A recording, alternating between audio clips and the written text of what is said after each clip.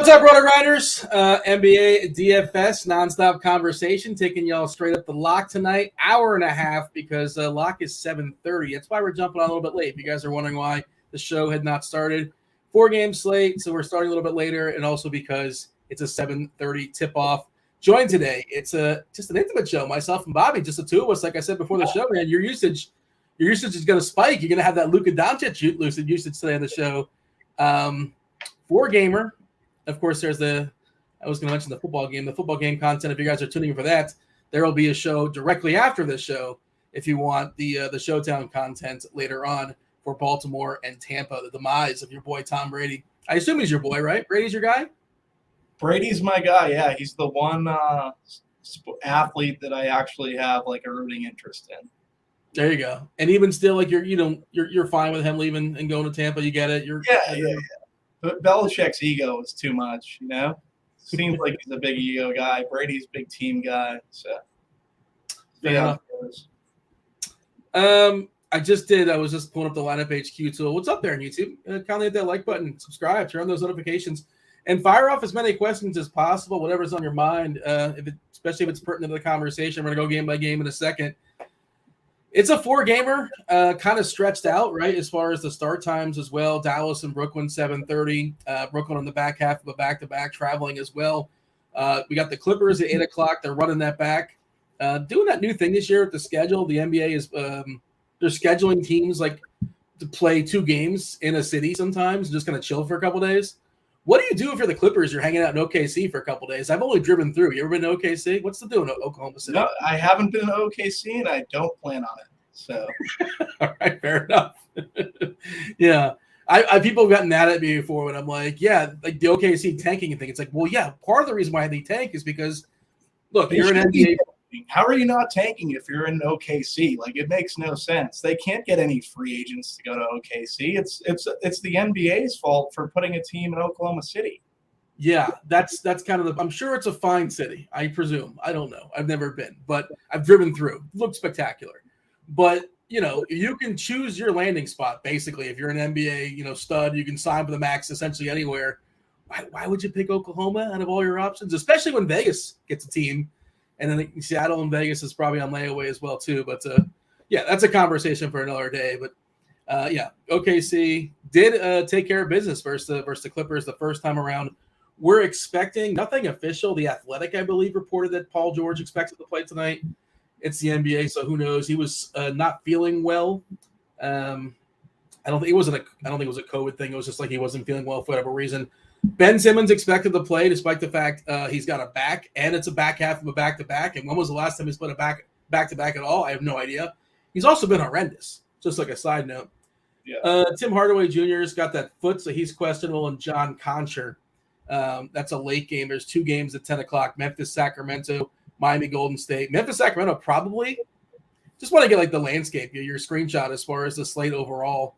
That's probably the most interesting game. And then I think Luka we'll have that conversation too. It's the first game out the gate. But what's interesting to me about Luka is he's not hitting optimals.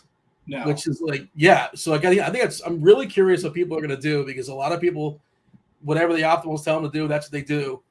And we're going to have the conversation. But yeah, what are your general thoughts as far as the slate? We're going to dive in and talk about every single game, obviously, in all the situations. But do you have a general overview as far as this 4-gamer? Yeah, so I think basically everything throughout the day is really like it's the Paul George news. But since we kind of already got it, it seems like the construction itself for the 4-gamer is going to stay kind of middling. If it wasn't, then I think Luka's ownership probably would have ticked up a little bit. Just because Luka's at 12K and priced pretty efficiently by DraftKings for how he's been playing currently. So, yeah, that's pretty much it's 4-gamer. It seems like it's backloaded. People want to play the Sacramento-Memphis game, which is that's what's hitting the optimals. I think it's going to be more of a middling construction unless that Paul George news changes. Just got word. This is kind of a bummer for me because I wasn't really in the THJ. Tim Hardaway expected to play. Which is kind of surprising. He had that foot. He's expected to play today. A slight hit to Dinwiddie, who I liked. Doesn't mean you can't play Dinwiddie, but I think it's a slight hit to him. Also, Joe Harris not playing in the back half of back-to-back. Just kind of noting that, I suppose. So I'm always curious about the value plays, right? And this one kind of depends on where you're shopping, because the Fanduel one, do you play on Fanduel or you play on DK exclusively, or do you play both? I usually play on pretty much DK. So I know you know Fanduel a little bit. I did do some blurbs for FD guys today. So did you blurb Norman Powell, because Norman Powell, like, he let down, I don't know, 80% of the field, whatever it was last time out, and it's his the Clippers were without Kawhi and Paul George, and like it was 3.9K versus OKC. How does that fail? It did. But they're running it back on FanDuel. He's 3.9 again. He's the best quote unquote dollar for dollar play on FanDuel by a good margin. Almost 7x at 3.9K. It's interesting on DK. Just kind of speak to the value or lack thereof on DK. Do you know who the best point per dollar play is on DK? I'm framing it in a way where it's not a cheapie. According to us, it's Desmond Bane, right? The Blitz. Yeah. The Blitz, the RG projection. So, yeah, looks like it's Desmond Bane. Yeah, which you don't normally see. We're just stuck for value, pretty much. Keegan Murray, Trey Mann. I don't know. Like, if Trey Mann's going to be chalky, I probably would be a little bit wary in that situation. He's pretty efficient the other night. So, I agree. It looks like he's hitting our projections pretty hard. I did run a bunch of optimals. I put some variance to it, and I capped it. I think did I put a cap on it, like 70% or so? And Bane lands in almost 70%. Ben Simmons on DK lands in a whole bunch, and but the optimizer doesn't know like Ben Simmons hasn't played in the back-to-back in forever, and kind of how terrible he's been of late, and he obviously was really, really good not that long ago. He's also getting roasted defensively, which we'll talk about Luka in a second. The second, we have the two worst defensive teams so far this season, small sample size. Memphis and Brooklyn are the two worst defensive teams so far on the slate. But yeah, we should have that Luka conversation. DK and Fanduel both proactive in bumping them up. Like, I think Luka was like 10 something last game, which is ridiculous. He should never be 10-ish. Now he's a full 12K. But like, he went to another level as far like his fantasy points per minute so far this year, and again, small sample, whatever, it's like 1.8 or so, which is just insanity. Again, the matchup against Brooklyn traveling back-to-back, horrific defensively so far. His usage is league-leading 40-some% or so. It's a lot. He's the entire team. Like, when you're watching the game, if he's not scoring, he's even assisting on it. But I think that's like the first conversation to have. I think it's kind of one of the forks in the road as far as his slate. And man, I want to go over, especially if he's not landing in optimals. That doesn't mean they're not sprinkling in. And Fanduel, he's hitting in more for what it's worth. But DK especially, we might be a little bit light on his projection. I think we're projecting like 58 points, which might be like a tick light. Not certain. But, if we put it at 60, he probably would land in it. Not sure. But we should probably talk about that game right off the gate. And that's the first one on the slate. Unless you have anything else before we dive in and do the old game-by-game deal. No, that's pretty much it. We can dive in. Yeah, 225 is the total. Dallas at Brooklyn. Brooklyn is a 2.5-point underdog. And let's start with Luka on the Dallas side. Again, THJ was just ruled in. He's a willing shooter. I don't know how much he's going to play, how limited he's going to be. He probably comes off the bench as a sixth man to some degree. Well, I guess that's Christian Wood. Christian Wood's their sixth man, right? But Luka Doncic. Well, what are you doing with Luka as of right now? Are you taking any sort of stand? You going to be with the field or what? If I'm me, I'd probably try to be over. I think everyone's just going to go to SGA. You get a 3K discount on SGA. But I think Luka has a pretty good chance to be optimal in this situation. It's a 2.5-point spread too, so you're getting different in that way in a game. If you're basically like getting to Luka, people are going to this later game, and if this hits overtime, which it could, like this could be the game that you probably need, especially if Luka goes off. So with how the Nets defend the three, they're giving up a lot of three-pointers. I think it opens up for more assists for Luka, more three-pointers for Luka on a site where we're gifted the bonus for the three-point shot. Like, I don't hate Luka at all in this situation.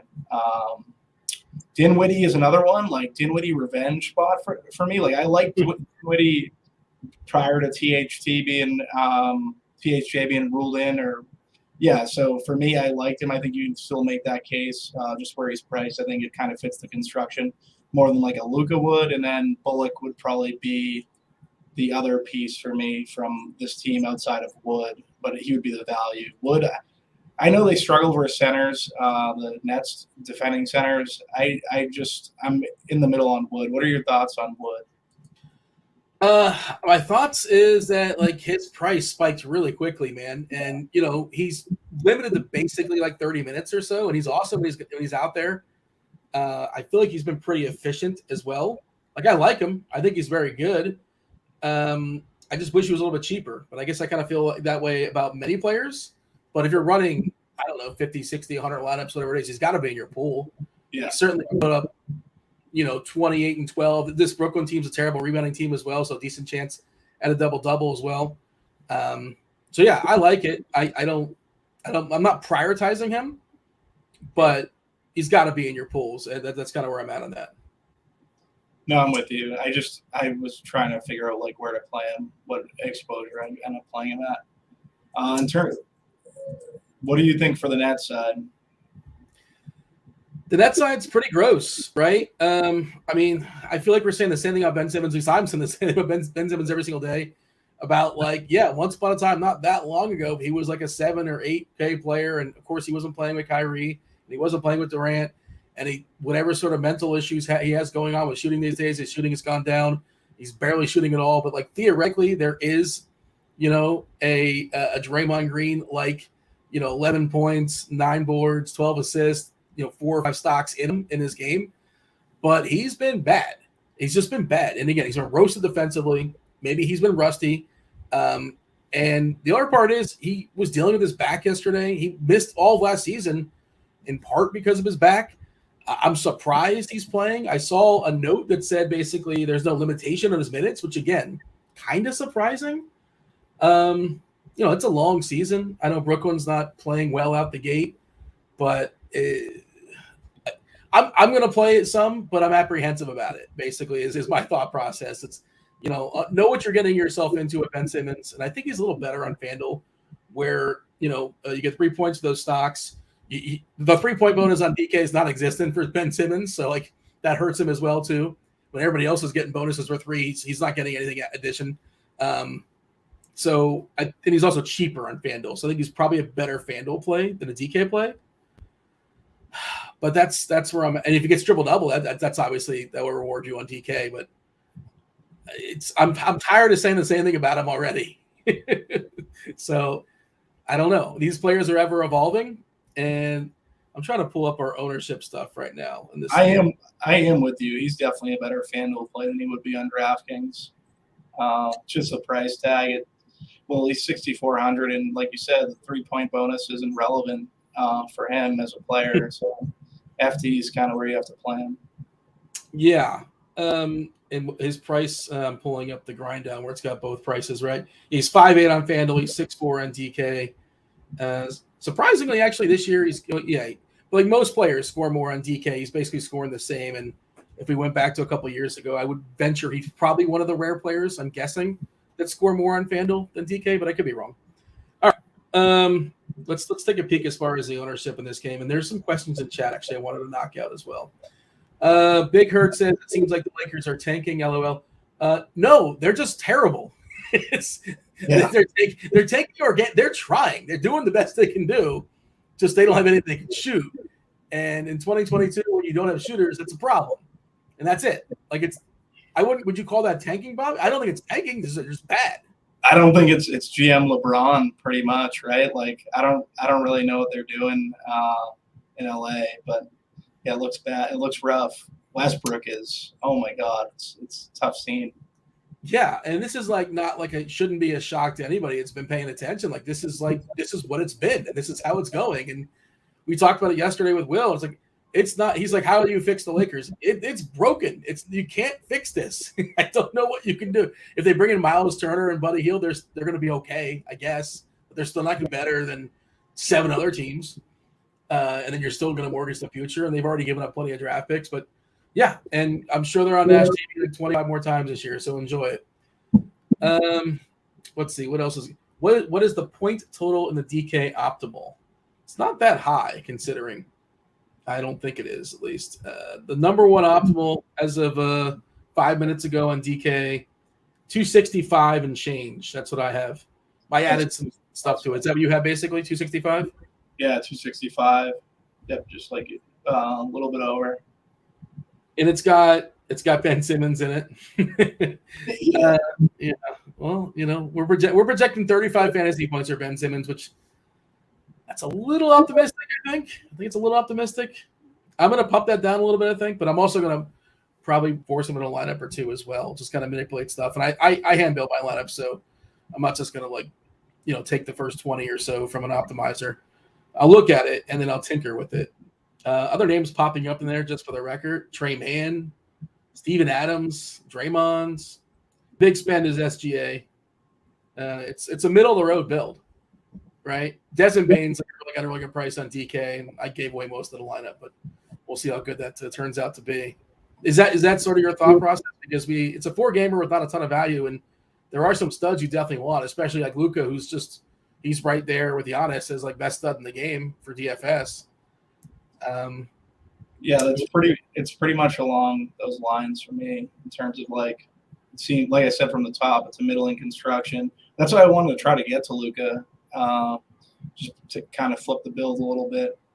I think we're getting him a little under-owned than what we should in a 4-game slate. So we have him currently at 15% on DK, which, man, on a 4-gamer, that's, you got to understand how the pie is getting cut up. It's just not a 10-gamer and he's 15%. This is a 4-gamer. Most popular play, I should refresh this, DFS, just because he's really cheap, and he'll play 28, 35 minutes or so. He's the most popular guy. Dorian Finney-Smith, he's not a fun roster, but then there's Durant at 18%. He's fine, whatever. I'm always okay with getting some Durant. Dinwiddie probably takes a little bit of a hit. I'm curious. We're going to update this. Let's see, 5:15. Yeah, so they're going to update this soon, I assume, with the addition. Or was THJ already projected in? You have that in front of you? I'm refreshing right now. What'd you say? Sorry, you went out. Was Hardaway Jr.? Yeah, okay. So we had Hardaway projected in anyway. Okay, that makes sense. Unless it's changed or not. There's a question in chat from Mr. Richard. I'm playing single entry GPP tonight. Should I lock in Luka? Man, because people get really happy when it comes to single entry stuff. Too much so. I wonder, do you think if we put Luka at 60 points, we got to project him for 58 and change. I just want to try something. If we project Luka for 60, you think he makes the optimal? I think he could hit it, yeah. Let's see. Trying it. I wonder if that changes it, because it'll be close. But for some reason, I'm running 200. That's why it's going to take a second or so. Going to build some suspense. According to Chad in chat, PJ13 did not come out for shoot-arounds. Interesting. So then you can get to Luka, right? You'll have the value there. Yeah, well, the Clippers' value. When has it ever failed us before? Yeah, in theory, it'll open stuff up. That game is at 8:00. Maybe he's still getting some treatment. Who knows? And so I pumped it up just to 60 points as opposed to Luka hit at 5% for 60 points. You got him at 5%? Yeah. Oh wow! How many lineups did you make? Made 100. Okay, so I made 209, and probably a bunch of the lineup 150 and 180. That maybe those got Luka, but I got him at 20% still, despite artificially pumping him up to 60, which obviously asking for 60 is no surprise. That's not asking a lot if you just watch the way he's playing so far this year. He did fall. I don't know if you watched the last game. He fell and hurt himself 4 different times, and even the last play of the first half, several times he just he turned his ankle once, and I'm like, this guy's not going to survive the game. He did, and he smashed. I'm not trying to throw any paranoia out there, but I thought it was interesting how he kept following and nothing about it. And I guess I must have missed it, or there's nothing out there as far as his health. I guess he's good to go. Notes coming in for tomorrow night. Let's see. All right, Bruno Fernando. Now we're talking about that. Other pieces on Dallas. It's not really interesting, right? I mean, Lucas DFS would be the value play, and then Bullock the GBP play. Would you say from Dallas? as in terms of like in that value range. Yeah, I mean Reggie Bullock, you're just playing for threes. So hopefully he can get 4 or 5 threes, which he can do. Like that's his game. But if he doesn't, he's dead. But that's what you're signing up for. Yeah. Standing in the corner, hit some threes. As far as ownership, we got him, and that's also the nature of the slate. Like you wouldn't have played him yesterday, and it's a gamer with more value out there. But today, just there's not a lot of stuff out there to make things work. Like Maxi Kleber is not a sexy play, but like theoretically, he can play 25 to 29 minutes and put up 25 fantasy points at 4K, and that's usable. He's projected for 19, which it's not spectacular. Probably not breaking your lineup.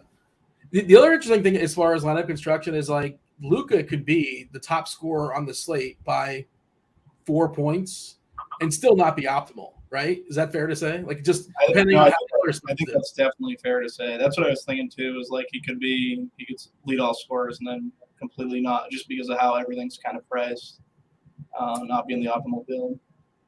Yeah, so it's like what do we have him projected for versus the field? I'm just curious if so we got Luka. He better beat everybody like 9 or 10 points. We got him projected to be the best scorer on DK by 9 points more than the field. Durant, Morant, and SGA are right behind him. Paul George as well. But obviously salary matters too. He's 12K. Durant's 10. Ja's 10. SGA 9. Fox looks like a really, really good play. We'll talk about him soon. Memphis has been horrific defensively. Fox has been his usage has been pumped up this year. His minutes are good as well, and he's pretty cheap considering. I like him a good bit. So like that's the thing. If you can play SGA and Fox as opposed to Luka and I don't know, trying to do that like Luka and Draymond, right? Yeah. It's just it's salary cap is really restricting. It's just kind of the point that we're making, and even if Luka puts up 60, he still might not be optimal, which is interesting. But I'm still debating as far as what to do with him, but I'm almost definitely going to have more than the field, especially if this doesn't change as far as the ownership stuff. I'll get to your question in a second, Jason. Favorite tournament play under 7K on DK? So let's see. Do you happen to have somebody like that off the top of the head? Under 7K for tournaments? Yeah, utility. Well, I mean, Desmond Bane's the best place. Exactly. Desmond Bane is exactly 7K, so it's not Desmond Bane. Yeah. Maybe Zubac. Now that if Paul George is in question, I think a lot of their offense would run through Zubac in that situation. I think Zubac's gonna be chalky though. Anyways, just because of the nature of the slate, being a 4-gamer in his tag. Are people going to chase that game? Like he crushed they run this back from a couple of days ago. And I mean, the 7 blocks, you can't just assume he's going to duplicate 7 blocks. That's, highly variant. If we get the George news late, I would think that like the later you get the George news, the lower ownership Zubac will likely be, right? I think so. I'm looking to see if there's anything out there about Paul George. Nothing. And who knows? There could be a bunch of reasons why he's not out there for shoot around, right? Like, I don't know. As of right now, I'm assuming Paul George is playing. That's an 8 o'clock game. Now, is it possible we get the news after 7:30 and before that's when the Dallas Brooklyn game tips off? Sure, I suppose. And then after that, you got 2 hours to figure out the last 2 games. The Miami Golden State one, we'll talk about all those games. Is that probably the least sexy game in the slate? Miami Golden State, which is be a good game to watch. I do think there are some pieces that are interesting in that game, like Kyle Lowry and Bam. So like I would max one of Clay, Draymond, and I don't know, Jordan Poole. I guess, but I think those 3 guys, just for their tags, if you're playing Luka builds, you kind of have to incorporate them because how much you're paying for Luka, right? Yeah. If you're playing Luka, but I still think they're in play regardless, just as a max one. Just running down the Dallas side. As far as ownership, again, giving a refresh. Last we have, this stuff is, it's fluid. It'll change throughout the show, but we have DFS as the most highly owned player currently on DK at 20%. Dinwiddie at 18 at 5.5K facing his old team there. Luka at 14, which I don't know, man. I feel like what are people going to do? Because I'm not somebody that just like sort of like I think whatever. it's pretty obvious that the construction is going to be away from Luka, SGA, and Fox, or just Morant, or just not going to Luka. I think it's going to be middling.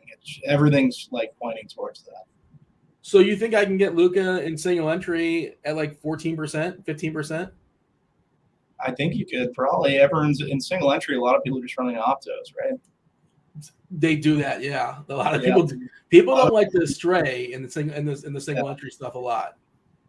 So I mean, what I'll do, I'll just lock in Luka and then like see what I get with that, and then maybe manipulate from there. That's kind of like what I like to do sometimes, or just lock in a couple plays and say, well, I want to play Luka and Durant or whatever. I mean, I'm good luck figuring out the rest, but you know what I mean. Just kind of that sort of thought process. Yeah, first, Bam is someone as a tournament play who I have like interest in. I know he's not under 7K, but he's 7.3. Center position's relatively thin on the slate. I know he's in a game that his ownership's obviously not going to be. I'd imagine not going to be the greatest, right? Like no one wants to play this Golden State Heat game, so I wouldn't mind getting a Bam. His price is pretty good, but he's also been kind of bad. Like he's been disappointing so far this year. Yeah, he's playing that might turn around. Say it again. I think that turns around as the season kind of progresses.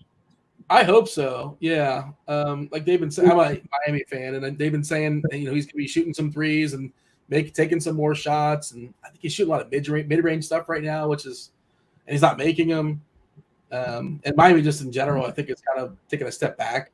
Just if nothing else, they didn't get better. They didn't improve. Right, it's the same team, but they added Nikola Jovic, and that's it. But yeah, we'll have that conversation. Just seeing some other questions pop up in chat. I was reading that Luka question again. Favorite value plays under? Yeah, okay, we got to talk about that. Favorite value plays on Fanduel large tournaments. Man, Powell's going to be really, even if George plays, if he doesn't play, Powell's going to grab a ton of ownership. We'll talk about that when we get to that game. Let's clean this one up first, and I'll knock out some questions in chat. But your final thoughts as far as Dallas, then we'll jump over to Brooklyn. Yeah, like you said, it's Luka on the Dallas side, Dinwiddie revenge. Everyone's going to play DFS. I know everyone's going to play DFS just for the value, but I like Bullock just because of how bad. Like I feel like it's a good correlation with Luka, and he's those are 5-point plays. Yeah, Luka's going to set him up. We're starving for value. Yeah, so that correlation is very nice. DFS is like just as chalk. Like seems like a terrible concept. I understand why I don't know if chalk's the right word. 20%, 25%, 4-gamer, but just a general thought. Like he's somebody I don't want to be over on. Right? Like I don't want like what is his ceiling, especially with Hardaway playing now too. He's just a fill-in play. Like he's where it's like typical value. What about Brooklyn? We kind of touched on Simmons, Durant if you have the money, Kyrie if you have the money. There's not much really beyond that to get excited about. I do like Claxton. He's just kind of priced where he sort of should be now. I feel like KD and Kyrie are kind of in the same boat, though, right? Like they're priced pretty efficiently, I would say. Yeah, KD is at 10 and Kyrie is at 9.6. We're seeing 18% ownership on KD and Kyrie at 8%. Like Royce O'Neal's just a terrible player at chalk. Like, and again, I shouldn't use that word. I don't want to use that word, but we're looking at 16% Royce O'Neal, and he's the classic 3-and-D guy. Like you hopefully get some stocks and makes 2 or 3 open threes. That's what you're begging for. He's on the court. There you go. What about any of these? Joe Harris is out, right? Joe Harris is out. Yeah, I didn't expect them to play him on a back-to-back. Day'Ron Sharp, any love there? I know he gets a little handsy, as you like to say. You play him if you think Claxton's going to get in foul trouble. You play Day'Ron Sharp. If you think his game gets out of hand, you play Day'Ron Sharp. But like you're just gets handsy. That's the one. Yeah, well, both those guys I think get into foul trouble on occasion. I think the two of them get their rack up their fouls, but like it's really thin. Sharp is really thin. But if this game gets ugly somehow, he probably mops. Like I'm not playing Yuta Watanabe. Patty Mills, man, he's been. I can't play Patty Mills. He's like 50. How old is Patty Mills at this point? I feel like he's probably younger than we think. I'll set the over under at 33, but I don't know. I feel like he's been around since I was in high school. Yeah. Let's see. You want to take the over or under 33? He's over 33, no doubt. He's 34. There you go. Oh, he's 34.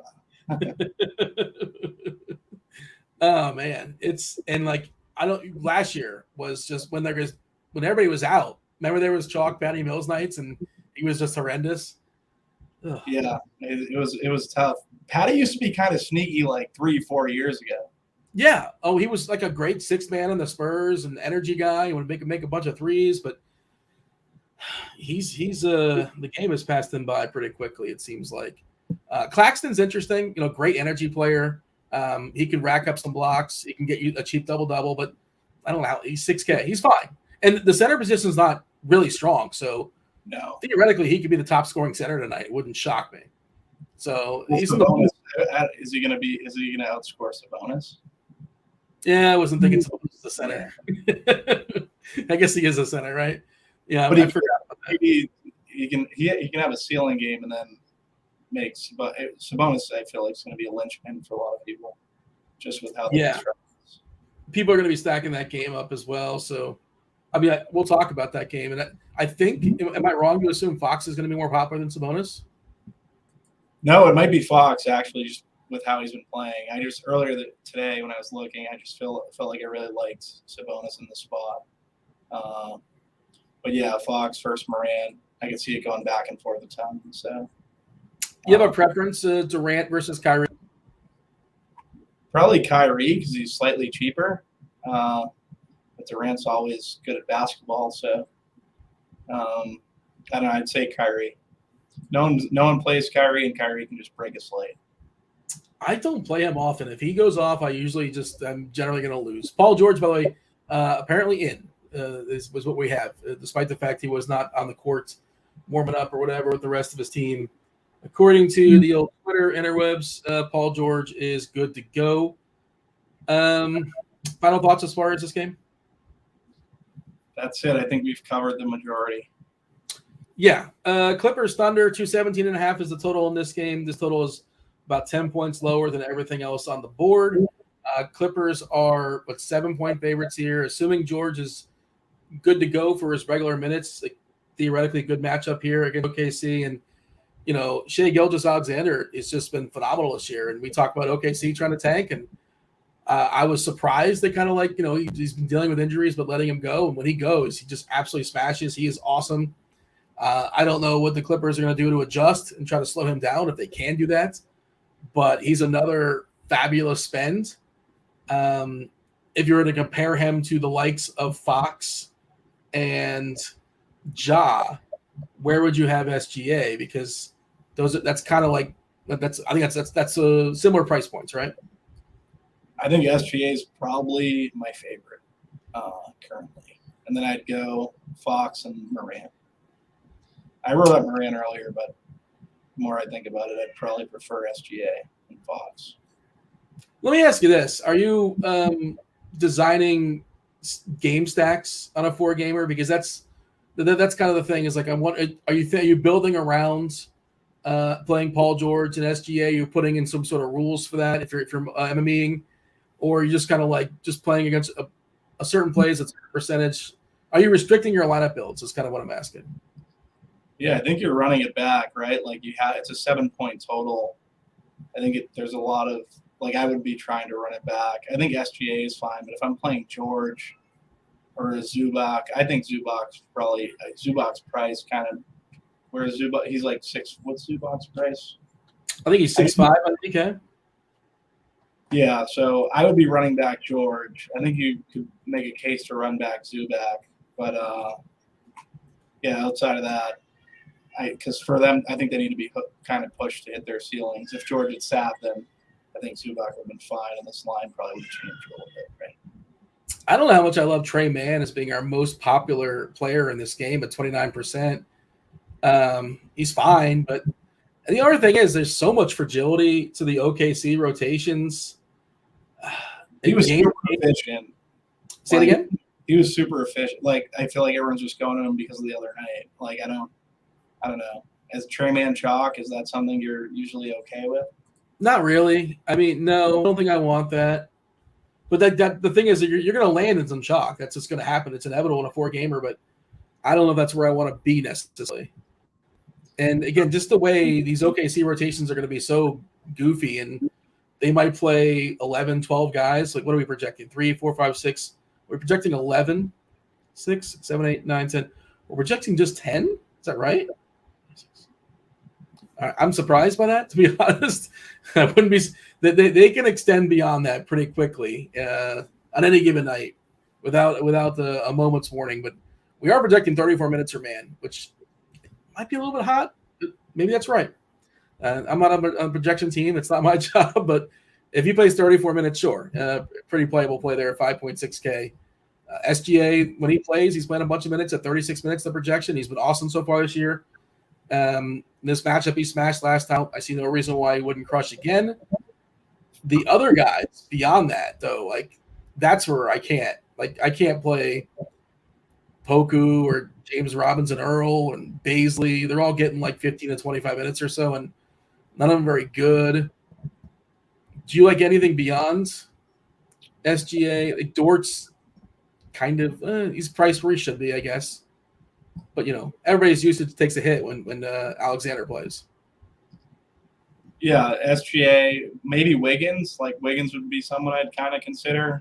Dort has been shooting at he's been shooting very bad. I don't know if I could play Dort on a regular slate, but on this slate because just what he kind of adds in terms of like stocks, I think you can make a case if I don't know. He sometimes has a ceiling every blue moon.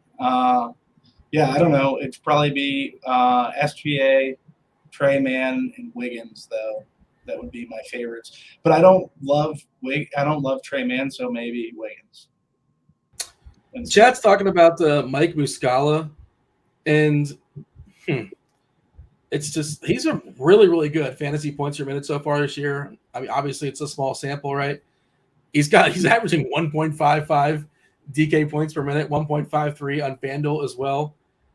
He's got some size. He's got the ability to hit a 3, stretch the floor. I'm trying to see if he's been like super efficient from shooting. 15 for 25. Yeah, okay. But 5 or 13 from 3, which isn't totally crazy.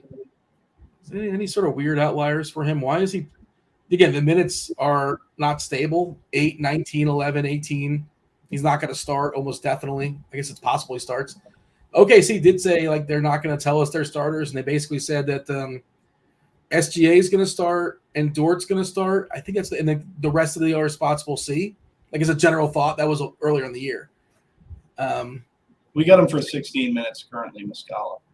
Your boy Kirkwood. Kirky's saying they can use him to counter Zubac, which okay. I mean, I trust Kirky's basketball acumen, so maybe we can go from there and take his word for the Muscala love. No, if you're playing like Doncic, you're not going to love your entire lineup. Like it's going to look really bad. It's not going to look great. There's going to be a play or two that makes you a little bit squeamish, and I'm okay with playing him. I understand there's some variance there, but he also he can shoot. He can shoot, and he's been a good fantasy point meta player. And I wonder if Kirkwood thinks that's bad for Zubac. I'm dragging Zubac away. I guess there's a correlation. If he's out there, probably hurts Zubac because he's going to be away from the rim, less likely to rebound, less likely to draw blocks as well. Yeah. The Clippers side. How much do we like Paul George? I like him with a run back. Yeah, I don't know. Basically for George, it's just a matter.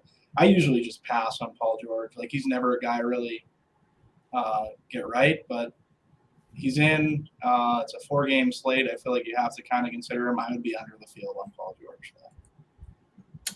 If you're not, so you like Zubac on the Clippers. You like anybody else? Yeah. He did get the price increase though, so. But yeah, if I had I'd probably be my most interest would be in Zubac. I don't know. It'd probably just be I don't know. I don't love too many of the Clippers.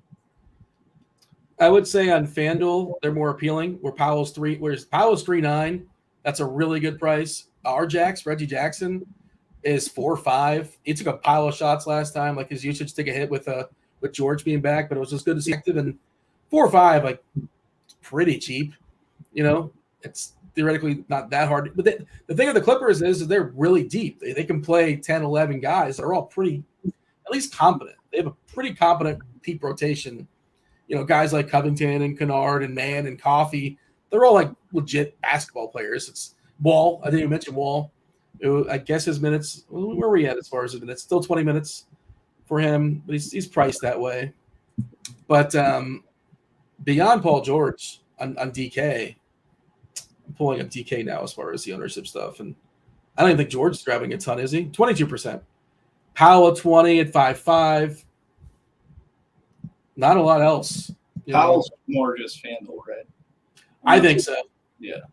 If you want to buy the flop lag, like again, he was horrendous last time out, and that was without Paul George. Theoretically, he'll be worse with George back. But if you want to play I'm surprised we have him at 20% at 5.5. But again, that speaks to I think more just the nature of the slate. That this value is kind of, I don't want to say non-existent, but like not good, right? We're projecting 27 fantasy points at 5.5 for what it's worth, which is not like spectacular, but it's usable if that's what you're getting. We should move on. We got Crunch Time's free. If you guys are not aware in chat, TJ's jumping in for Crunch Time, and you got Andy Means helping you guys out.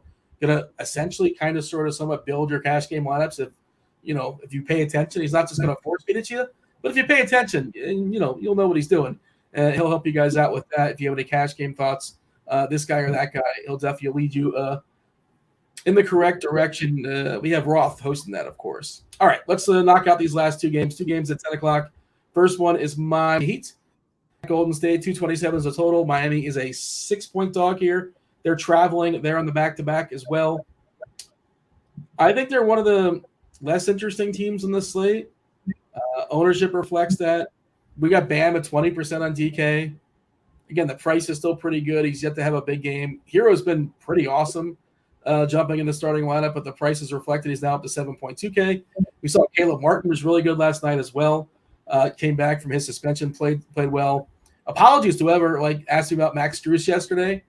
I was like, well, he's not going to start in these, you're 3-point reliant, and he hit 4 or 5 threes and egg in my face. I could not see that coming. My apologies. But he's kind of their sixth man here in Miami.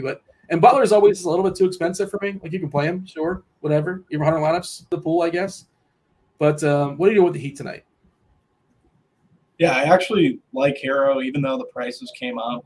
He's just been playing so well. I think he makes sense. He would be someone I'd have interest in on the Heat side.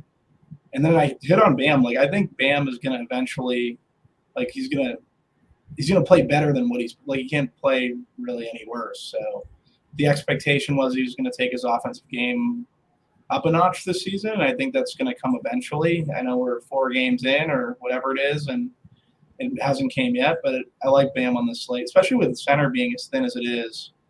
I don't mind getting up to Bam.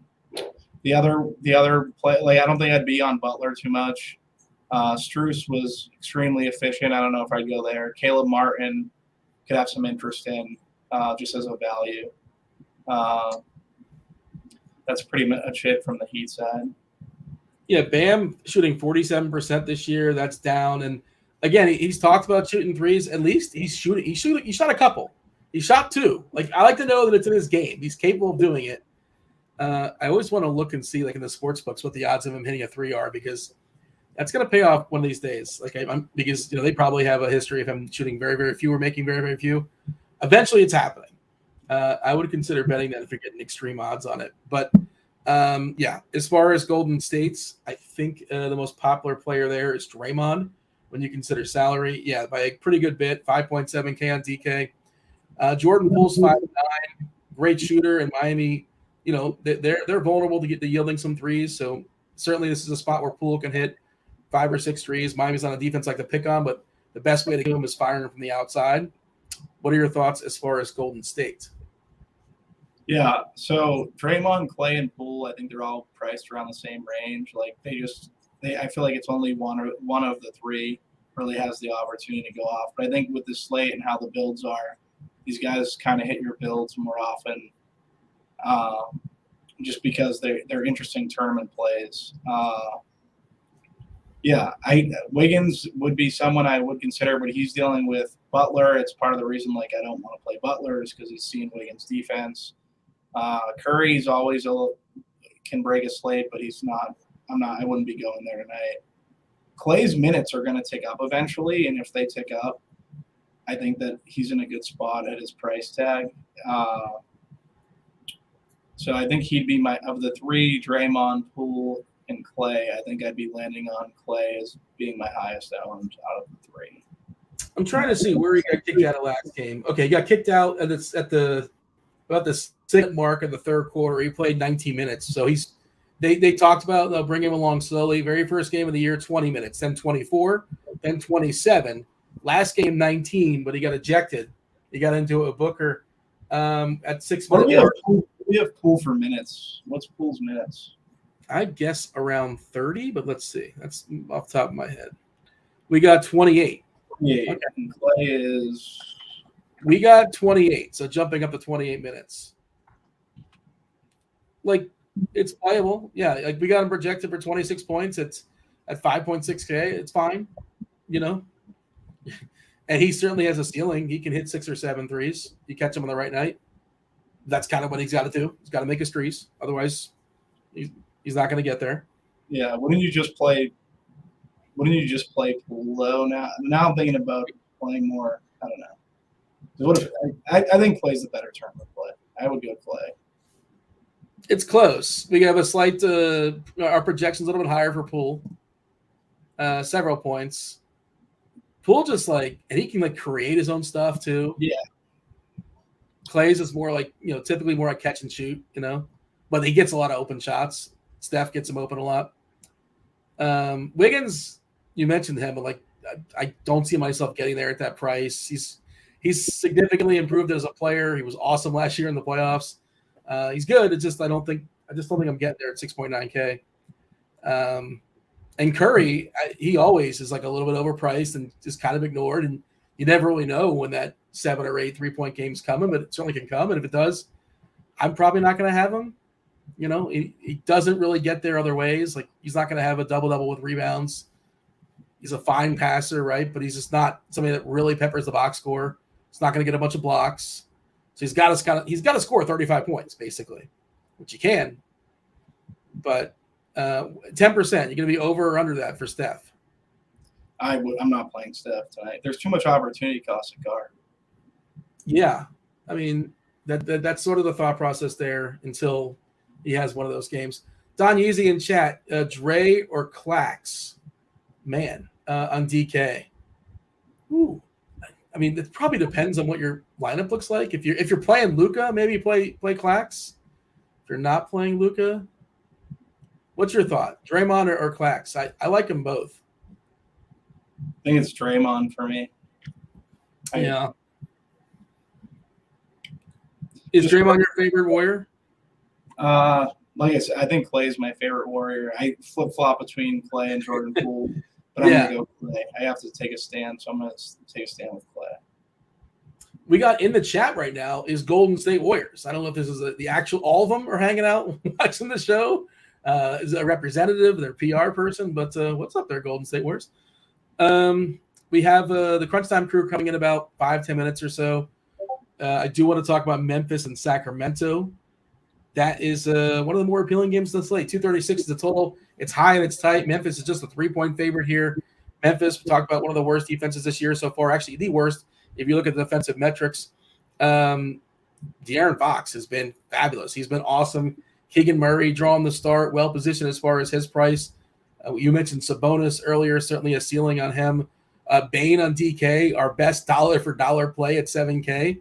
You don't see that very often. And, of course, John Morant, you got to pay for him. But his ceiling, of course, I saw somebody in chat thought he can be the top scoring guy on the slate and do exactly that Luka does. Yeah, absolutely. He absolutely could. As far as this Memphis game, I think it's stackable. Would you agree with that? And if so, how would you stack it? Yeah, I definitely agree that it's stackable. In terms of stacking it, Keegan Murray is going to be very chalky. So yeah, I'd probably run him back with like Bain, Conchar, Aldama. I think Aldama and Conchar are pretty good value pieces on this slate, or not. They're more GPP like plays, but I think that they're fine to play just with how Sacramento is on defense. Just a heads up, really, Concher's he's got a shoulder. He's officially questionable. Oh, he's got the Q. Yeah, he may play. I will say, stay tuned. If he doesn't go, trying to think who would get the boost. Maybe Ty Jones.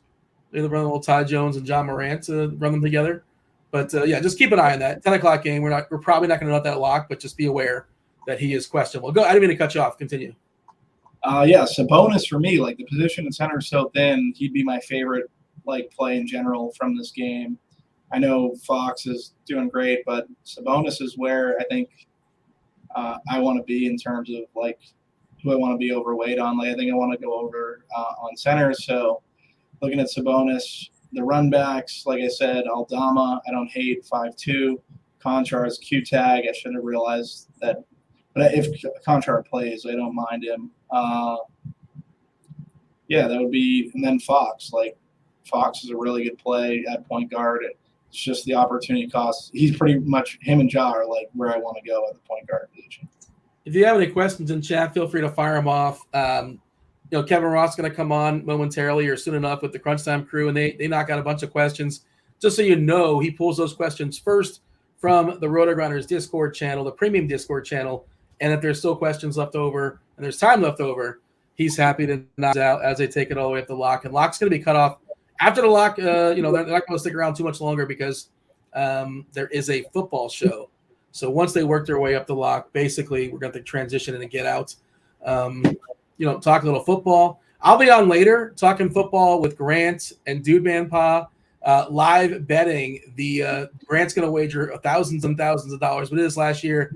We want you guys to hang out with us as well and learn something too. If you're in a legalized sports gambling states, we'll be talking some sports gambling, talking about we'll talk about Tom Brady and the Baltimore football game going on tonight, and just seeing what else is going on in chat before we kind of yield to crunch time. Nate is saying that Concher is out. I don't believe that's true.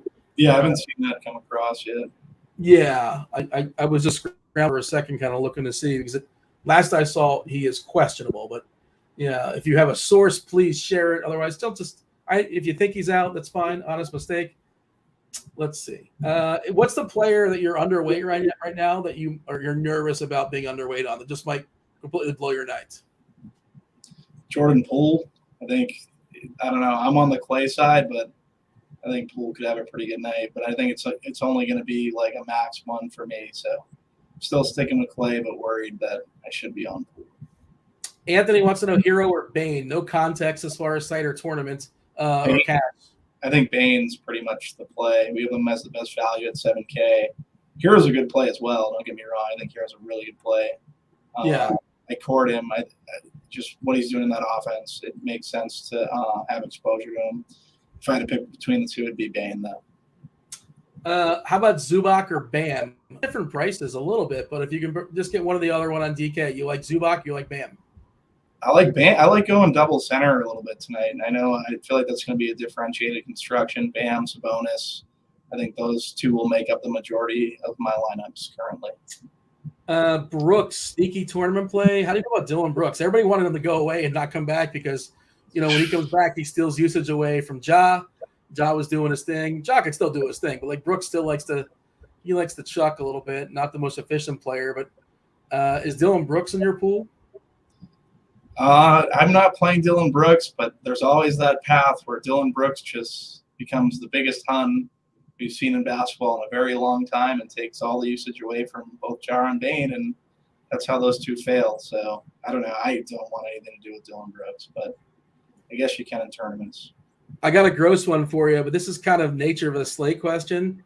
Poku, Shevsky, or Darius Baisley? I know which OKC nonsense player do you prefer? Muscala. Is Muscala? Can we? I mean, that's secret. Doesn't see. It was not on the board. For what it's worth, we got Baisley. Yeah, go ahead. I'll go Poku, but I don't know. They're both uncomfortable. Doesn't look right. And not that Muscala is not. I mean, that's uncomfortable to me too. We might get something goofy with their lineup. Maybe Moose starts. That's possible. I just trust Kirky with the Moose call. Yeah, I mean, I would never be surprised if OKC runs out. Who do we have? Yeah, we got Jeremiah Robinson Earl projected to start against Zubac, and I feel like Zubac probably has like 30 or 40 pounds on him. He's kind of a skinny dude, so maybe, and they've started Muscala before, like in the past, that's happened. So maybe we get that. Not that you can't play him if he doesn't start, because OKC runs through guys pretty quickly. Let's see, any more questions going on? There, so I have to go Poku. Oh, because of the money thing. Yeah, he ran out of money, basically, is what happened here. So it is Poku or Baisley, and that's that. Unfortunately, is Moose a few dollars more? Yeah, it's a little bit more. So I have a question for Dean, if it's possible. How come we only got 25 people hitting the like button with 300 people watching? Dean? Because I want you to get all the credit. Like a superhero, I want you to come in and save the day and boost those likes, and then you can get the clout. You can feel good about yourself. It's fine. I'm happy to yield. I'm a team player. That's why. All right, that's fair. Was that a good enough BS answer? That was a good enough BS answer. I'll take it. It's a question for the chat. Like, why are you not hitting the like? It's not a question for me. Like, why can't you graze it or touch it or caress it or whatever it does to turn the thumb up? Caress it. What do you whatever it takes, man. Whatever it takes to get that thumb going. But yeah, that's a question for them. Let's shame them into hitting that like button. Andy, did you want to field that question? These are the kind of questions you're going to have later on, so I'm going to prep you. Do you want Pokashevsky or Darius Baisley? Get excited. Oh, yeah. I think I hopped into the room right when I heard a Poku question, so it's like they're just calling my name. I mean, I'll always go Poku on that one. Do you have a take on Muscala? Like Kirkwood was in chat. He likes a little bit of Muscala. Is there a chance he draws a start? I mean, you never know with the Thunder if your name's not basically Dort, SGA, or probably Man, but I'm pretty sure he closed the other night. So I basically been calling him Chet Muscala because that's like basically who he's supposed to be now, right? Just he's going to fill the Chet role. Was Chet going to be really good? Like, I have no idea. I've only seen like his mixtape essentially. I guess he still can be. I mean, he was like after everyone saw Wembanyama, like no one's even going to care about what Chet does now. So like Chet's like Wembanyama light. Yeah. I mean, well, yeah. There's a big drop off, I suppose. The two, we're spoiled now with that guy. Andy, I'm curious. I assume are you going with projections? Like I'm not playing cash games kind of for this reason.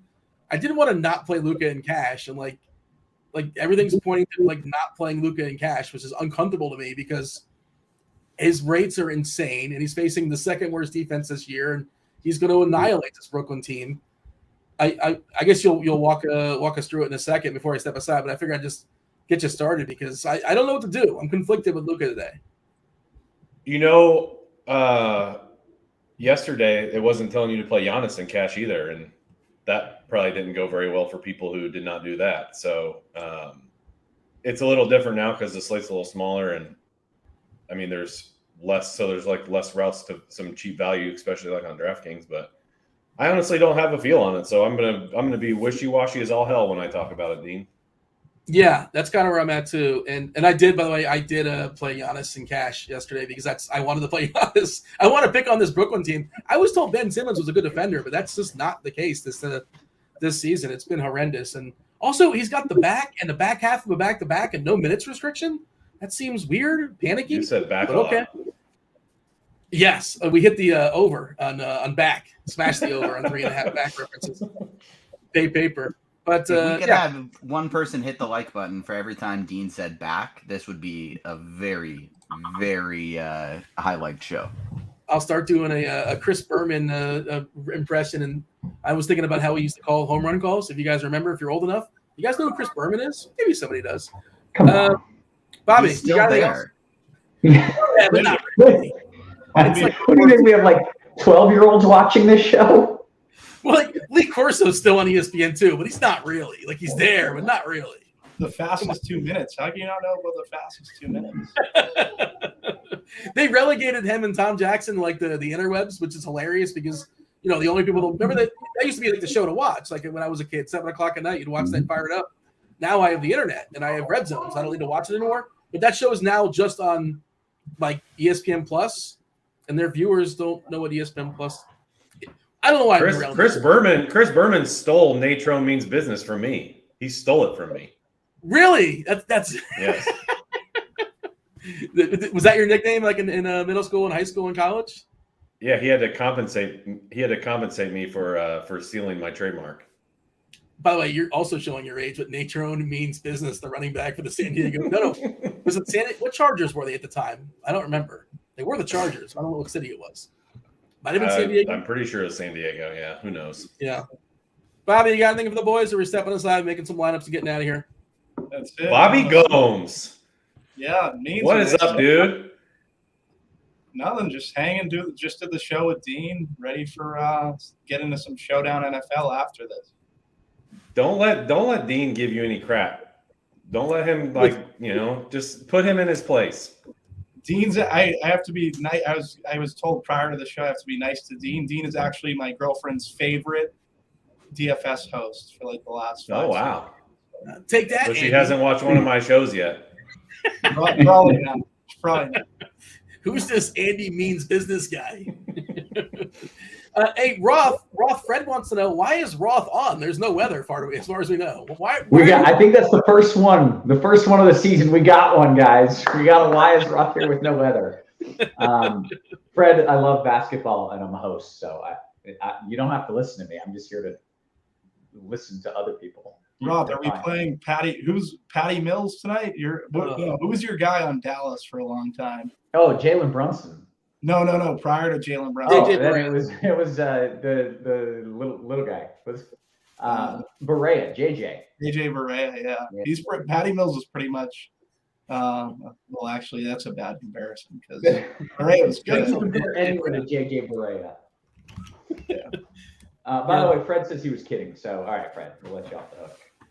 All right, myself and Bobby are going to step aside. The people want Andy's breakdown. They want TJ's tournament takes, and they want Kevin Roth to answer all the questions and knock this slate out. I'm going to make some lineups. Bobby will as well. Do appreciate you all watching the front half of the RotoGrinders live show. Now the Fanduel sponsor Crunch Time with chief meteorologist / basketball enthusiast Kevin Roth starts now. I think thank you, Dino. Appreciate it. I think even more than enthusiasts, like almost complete basketball junkie, I think is probably a better explanation. But hey, welcome to it. This is indeed Crunch Time. And yes, it is sponsored by FanDuel. If you're in a legal sports betting state, take advantage of their fantastic bonus offer. Bet $5, get $150 in free bets and a free 3-month pass to NBA League Pass. Terms and conditions do indeed apply, but no terms and conditions here, my friend. This is free, and all we ask is just a little thumbs up. Caress that thumb, as Dean said. Just give it a little something. Smash that like button for us. Smash it for this man, Andy F. Means. What's happening, Meansy? Nothing, man. I don't know. I was pretty happy with the Giannis situation last night, considering he should have had like 80 fantasy points and just absolutely annihilated them in every facet. So I hope we can give some goods out tonight too, because I think last night went pretty well. Like the Bruce Brown thing, I knew he was going to have a pretty good game. So I don't know. It felt good last night. Let's do another one. Okay, I'm game for that. And yeah, Giannis getting me nearly 80 was rather helpful to my life. I gymmed and Harden too, though, and he let me down. Otherwise, I'd have won some tournaments. I'd have been doing it, but almost. Still hit that cash line. We also have TJ. We got TJ with us as well. TJ, what's up, man? I gotta give a quick shout out to our guy Cards, who I'm gonna be on the pre-walk NFL show right after this with. No one pronounces my name better than Cards. Zwarych. He nails it every time. I think it's because he's got a Z in his last name too. I'm doing well. Happy to be here with the two of you. And I had the thought as we were starting this show that I can't wait for the RotoGrinders FanDuel single entry series for basketball, because now you'll be on the same show for me and Z. And so now he'll be here to respond to the Meansy will fly you out, put you on his yacht. Is that going to be? Is that going to be in basketball Chicago team. though? That's what I don't know if it's going to be in Chicago. He's still doing it. He's still going to do Yeah, all of it. yeah. I'll just PJ to wherever the location of this one is, and then I'll have my friend bring the yacht up to that way too, and we'll do the exact same thing. But I want to participate this time. Okay. Quick note, TJ. I do know how to pronounce your last name. I just kind of have fun, like pretending I don't. It's just fun for me. So sorry if I'm an ass about that, but I do know how. Two, we got to get into this slate here. We've been jerking around for about 10 minutes. So let's dive into it. Means we got 24 minutes until lock. So tell me what we're doing here. Yeah, I'll just dive right into FanDuel because I have Situation Room pulled up, and as you can see, the only thing we're really waiting on is John Conchar status, which from my perspective isn't going to really move the needle much. So, let's jump into FanDuel. I went ahead. I had Fox and Powell tagged. I went ahead and tagged Bain and Keegan Murray. So pretty. This should be pretty quick. I always say that though, and I always just ramble. So. Not too many decision points here on FanDuel. What you're doing to these other guard spots, one is if you're playing Luka, and like I know Dean talked about it, and like as you can see, he doesn't project that great. Like we have him at 35 minutes. I'm pretty sure we've been pretty aggressive. And when I say doesn't project that great, I mean for his price, obviously. Like he has the highest raw score on the slate, but he got a huge price bump, and up to 12K on both sides. So like I will be completely forthright. I'm not playing tonight. If I was, I would not play him in cash games. Okay. Just because I think it just is a little too thin. Like the rest of your lineup. And if he gets 60, like you're not dead. If he gets you 60, if he gets the other people 60, I should say. So like I don't think he's a necessity. If you have the money, play him, sure. But I don't think If you play him at 12K and he gets you 60, you're just kind of like, eh. Like that's what you're supposed to do. Yeah, exactly. Are you that way on a 4-game slate though? Oh yeah, maybe a little different on a 4-gamer. That's true. Yeah, but we have decent value. I mean, I like the cheap stuff we have on this slate actually. So I don't know. No need to like dive into it any other way than just like I don't think you have to play him. If it was me, I would. But yeah, there's nothing else to say in that regard. For one of the reasons, like I think you play like Paul George, I think you play De'Aaron Fox, maybe Jimmy Butler. Like there's like guys who are still underpriced a little bit that I think are good spin ups. And Desmond Bain at 7-4. Like that's the main reason is because I just like these other guys too, and I get more of them if I don't play Luka. That's really what it comes down to. Other guys you're playing, like like just mentioned Paul George, where you can put in at shooting guard. Other guys you might be playing are. I like Spencer Dinwiddie at 5K. Even with THJ back, I still think Dinwiddie's a good play. We have him at 30. If you like look back at, I think that first game, I think he was on pace for like 32, 33, and then just blowouts and and then the THJ stuff skewed a little bit. So like I think you can bump him up a little even. So I really like him as a cheap play. Like Reggie Jackson as a cheap play. They finally kind of took the baby glove, kid gloves off, whatever you call it. I know like PG was out, Kawhi was out, Morris was out. 2 of those are still out tonight, but they let him play 30. Like that's what really, like they were being really tentative with his minutes earlier. So he's 4-5. I think you could put him in one of these in the point guard spot, put PG in the shooting guard spot. I think you're looking good. Ben Simmons, say it every night. Like I would be fine with him on FanDuel because his price has come down to 5.8. Like on DK where he's like 6'4", that's just pushing it, man. Like I could be down with him on FanDuel as kind of the last piece. Again, not really down with that on DK. We'll get there though. The forward spots. Oh, and it goes without saying, but like Norman Powell, you can put at the shooting guard spot. Desmond Bain, you can put at the shooting guard slot. So I have obviously those guys in here, but you might have to move stuff around. So the forwards, Simmons is there. Paul George is there. Guys I already talked about. I talked about Jimmy Butler. Like I think you can definitely put him in as a small forward here, and that's kind of what you're going to do if you're not building around Luka. You can probably get away with a Paul George and a Jimmy Butler in that scenario. So the more I look at it, the more I think you do probably put Powell at a shooting guard spot, and then you can save this small forward slot. I'm not even going to get into it. Keegan's small forward, power forward. All these guys have like just multiple positions. I'm not even going to like get into it. It's just going to, I'm just going to be talking over myself. But there's just a very small group of guys that you should be considering for basically like shooting guard, small forward. And I went through a handful of those. So power forward, it's kind of a similar story in the sense that you have Butler there. Bam, I was like last night, his rates look much more like he's done in previous seasons. Even the game before that, it was kind of trending that way. So hopefully, I don't know if it's him. I don't know if they're making a point to get in the ball more. I don't know if he's being more active. I don't know what it is, but I feel a little more comfortable with him than I have prior to the previous slate or two. So I think he's fine. But again, you're probably not spending up for him just because I would prefer Paul George at shooting guard for sure. And I think I would prefer Butler, who's only $1,100 more. So take that into account. I think you definitely want to put Keegan Murray at power forward just because it's kind of thin. You can put Ben Simmons there if you're going there and like put Reggie Jackson at point guard, something like that. Dinwiddie at point guard, something like that. So let's go to center real quick where there's not really much to talk about here. Like I already talked about Bam. Again, probably not the slate for him. I think you just do like Steven Adams, just kind of as like a last piece sort of thing. Like this is fill out what you want and then see where you land. Where I've been landing is Adams. He's like the best point per dollar guy, basically. If you just sort by pure point per dollar. So I like Adams here. If you have the money for Draymond, sure. Zubac's crushed again the other night.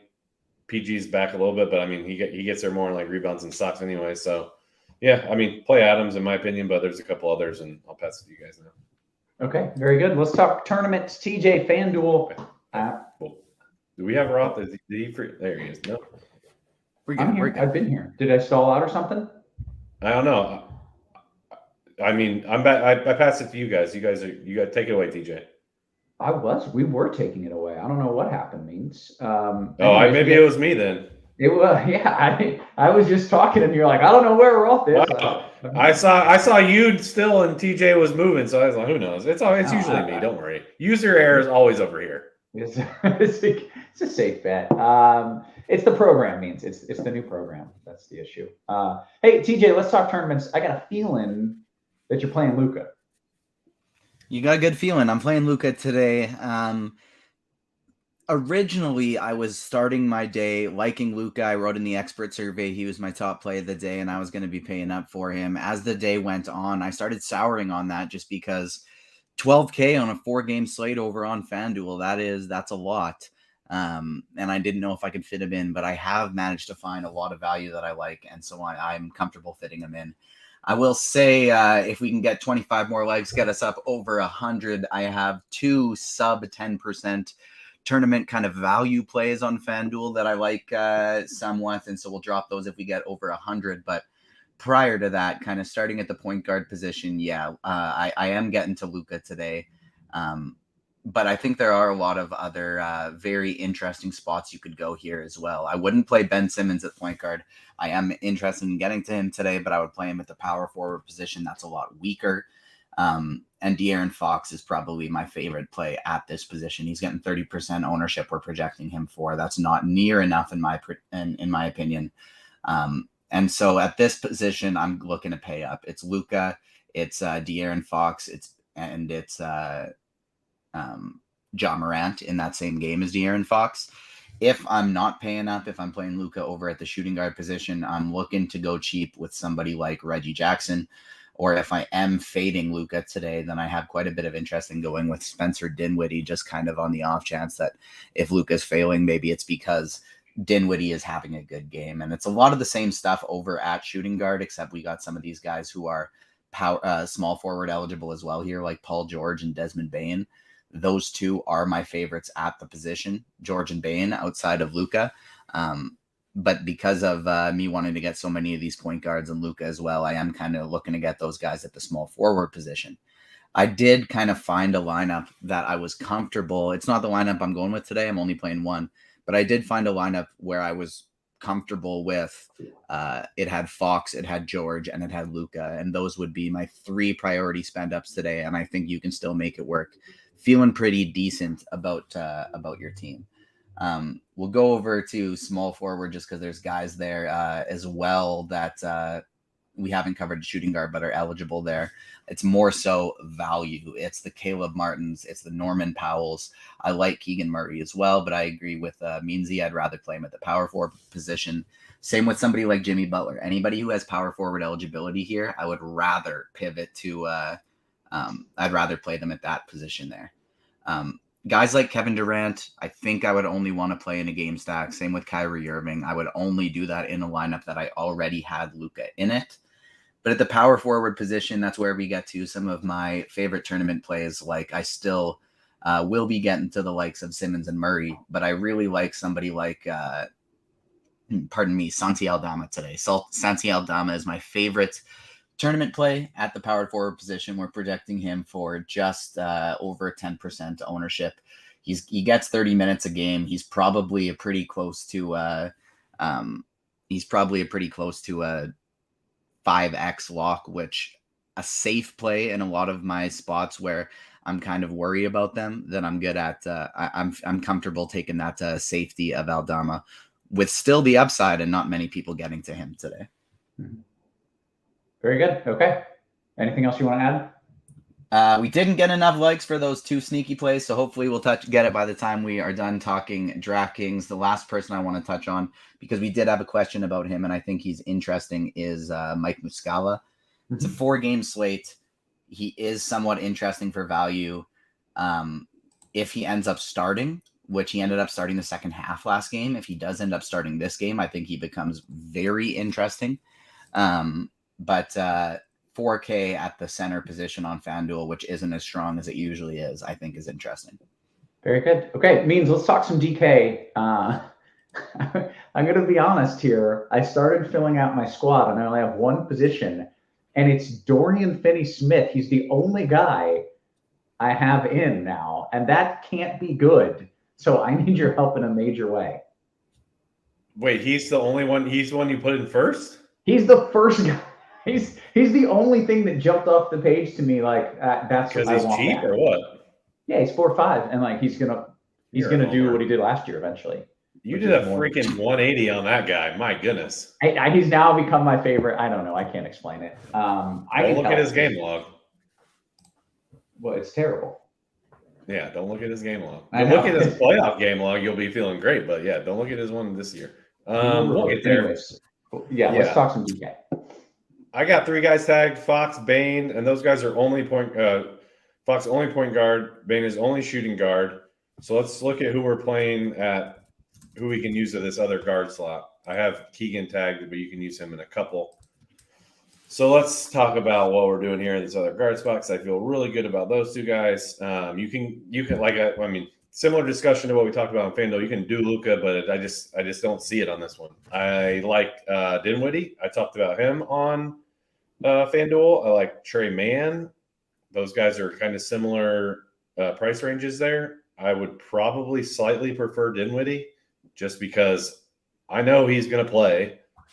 I mean, you just never really know with the Thunder. Like, I just think that makes this man's floor a little shakier. And by man, I mean Trey Mann. I'm not going to fall in the same trap I did on Tuesday. So I think you're probably going that route. You're probably going to need to go cheap. A couple other guys I'll mention would be like, maybe one other guy I'll mention actually is just like Kevin Herter. I think you could go here with him as well. But in general, not the greatest position once you get past these 2 guys I really like. So probably going Dinwiddie if it's mine. Let's go to small forward. Keegan has both, like I said, I believe. Yeah, he's got both. I mean, I kind of danced around it at guard, how there's not a lot. I think forward is even worse, to be honest. Like, forward on DraftKings, and you have to play 3 of them. It is brutal. So let me get this to work. There we go. All right. tonight. So I got both of these guys. I got both of these positions filtered on here. Probably Draymond would be one. I mentioned Herter, and then maybe like Brandon Clark is another one I like. He's like 4-2. Just another way to get 4-2. He's another way to get exposure to that Memphis Sacramento game. Ross Boyd, Dorian Finney-Smith, maybe him, maybe Kenrich Williams. It is like really tough sledding out here. So you're not going to like what you put in here past Keegan. That's basically why I have him tagged anyways, is because the position is just so bad in general. So to quick recap, Keegan, Draymond, Herter, Clark, DFS, those guys would be what I'd be looking at. So let's go to center real quick. Center is worse than forward. I was looking at center. The highest scoring center as far as points per game so far is Christian Wood, who plays like 25 minutes a game. Yeah, you're not playing him. No. I think you just play Adams. I would just play Adams. I mentioned it on Fanduel, but I don't know. It just makes me even more confident in not playing Luka. Luka's just too expensive, man. There's just not enough value. Like last night, especially on D, is not the case tonight. So I think you play Adams here, maybe you play Draymond here, maybe you play Brandon Clark here. Just get out as cheap as possible. That's like realistic. So DK's a weird build tonight. There's not a lot of really, really, underpriced guys. So you're going to feel uncomfortable with a couple plays. It's a 4-game slate, but everyone's doing the same thing. So just got to kind of get the ones you really like, get out cheap enough on the other spots, and hope for the best. Okay, 2 quick questions. One, Tyus Jones to make everything fit means? Yeah, I'm fine with that. And then Kenrich Williams, I thought you mentioned him, no? Yeah, I mean, only because it's a 4-game slate and there's nothing, but it's not something I would want to do. Yeah, okay, that's fair. All right, TJ, let's talk some DK tournament takes here. Anything different? Anything change in your Luka interest? No, Luka interest sticks for tournaments. Still love a lot of the same plays, and we'll have some time for questions because I won't have to go as position by position here. We'll just kind of highlight some of the differences.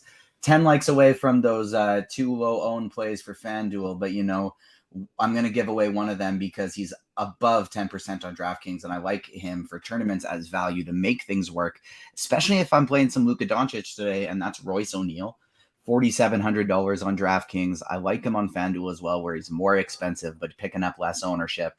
I don't really want to pay up for Kyrie and for Durant today because Dallas's defense is good. They play slow, and their defense is good.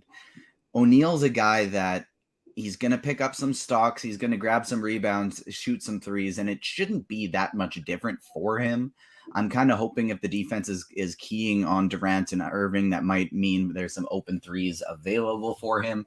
And so Royce O'Neal is somebody that I like quite a bit for tournaments. Happy Meansy said Tyus Jones as a last piece is good because I like him on DraftKings, and I think he makes for a strong tournament play as well as a strong cash game play.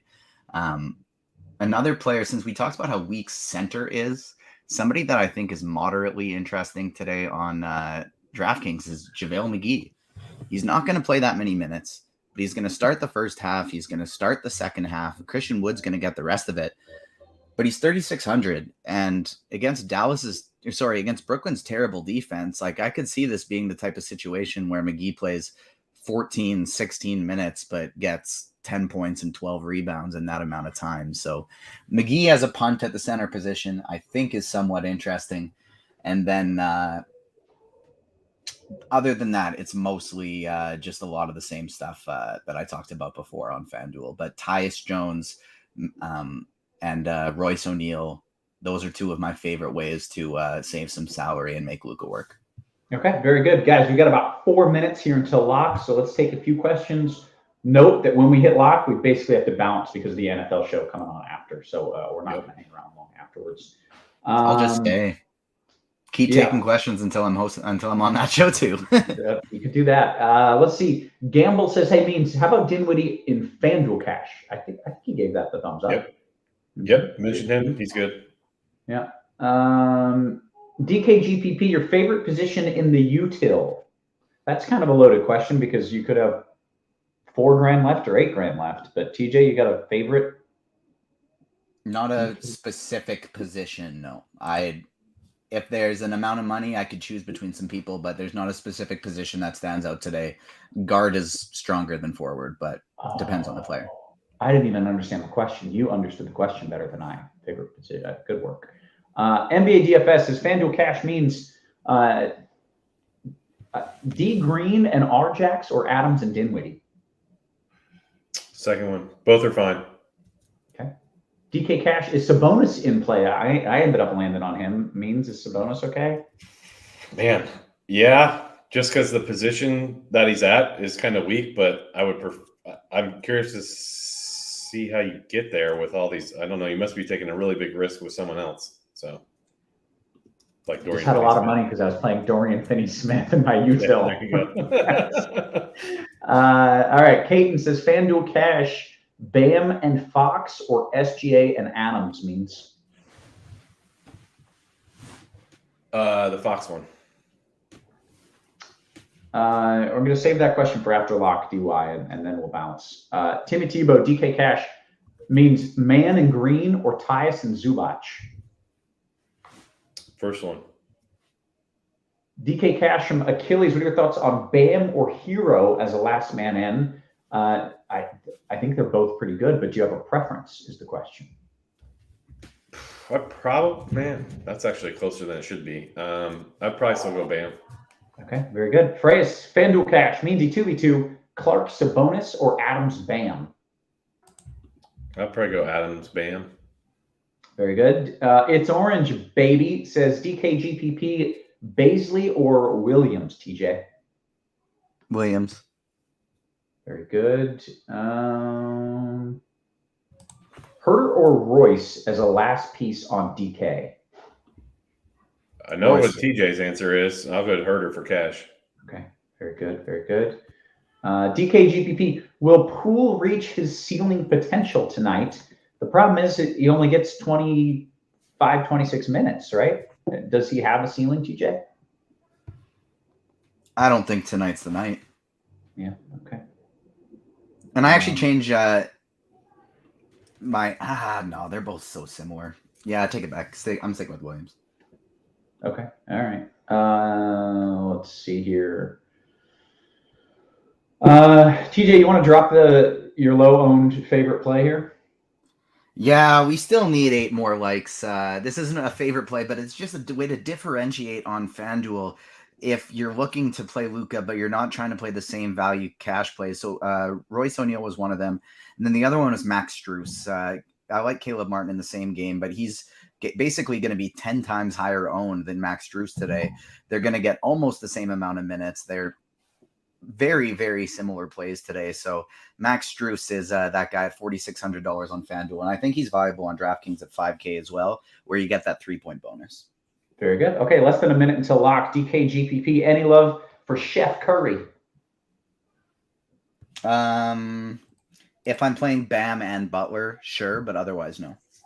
Okay, interesting. Meansy, I heard TJ's thoughts on Muscala. That seems sharp. What is your opinion on him, FanDuel GPP? I don't remember TJ's thoughts on Muscala. TJ covered it perfectly fine. Like that's kind of you can make it the case for a lot of this Thunder guys in general. Just they're going to do that. Like they're going to randomly start other guys in the half. They're going to randomly pick games where some people start. If they're possibly going to win, they're going to keep running with the same unit. You know, just weird stuff's going to happen all year. So like you can, and that's a good thing for tournaments. Maybe not so much for cash. Gotcha. B Shill says Dinwiddie or Rjax last piece in cash means. Dinwiddie. Very good. Okay, we hit the lock. We're going to take one question, and then y'all should hang out because, TJ, you said you're a part of the football show that's coming on right after this, correct? Yeah, it's going to be, we'll be bouncing in, bouncing out. I think it's going to be on a different stream, but we'll still be here live on YouTube. Me and Cards are going to be breaking down this NFL game. Very good. Okay. Here was the last question real quick. It was DKGPPs, when choosing between two similarly priced players, do you go for the higher ceiling player or the player most likely to pay off their salary? or are those two things one and the same? I feel like ownership not being included in that question might be the piece that he's missing there. But TJ, you follow that question? Yeah, so to me, it will depend on the rest of my lineup. In a vacuum, the answer will be the higher ceiling in tournaments. But if I'm playing a pretty volatile lineup and I'm just looking for some safety, then I think that's okay to plug the player in who is kind of has the best chance of fitting in your best point per dollar option. But the other thing that I would take into consideration is kind of going back to that previous question we had with is Steph Curry okay? And I said only if I was playing Bam and or Jimmy Butler, because Curry is a volatile player. His projection isn't going to be that high, but because of how good of a shooter he is, he has a really high ceiling and is a good tournament play. I'd only want that in a close, high-scoring game, which means Butler and Bam are likely also doing well. And so in that case, what team the player plays on matters for me quite a bit as well. Means I just saw your message that my mic was sucking. Does it sound better now? Sure. Thanks. As we close out the show. This new program, not the time or place to complain, but it's given us all some tech issues. But we're going to get down and out of here because we got a football show to set up and get ready. So for Means and for TJ and for real quick, Terrence Mann is starting over Nick Batum today. Does this make you interested at all in Terrence Mann for FanDuel cash or DraftKings cash, Meansy? I'd have to double check what his price is, but yeah, probably. I mean, he's probably in the 4s, right? I literally closed he's out on my 4K flat on FanDuel, and he is 4,700 on DraftKings. Yeah, more so on FanDuel. Yeah. Okay. I'm not sure what happened to Batum yet, but all of a sudden, Mann is now starting ahead of him. Okay, very good. Good way to end it. All right, for Means, for TJ, and for our wonderful production team, always working hard behind the scenes. Guys, we appreciate you. We love you, and we will catch you tomorrow. You have been crunched.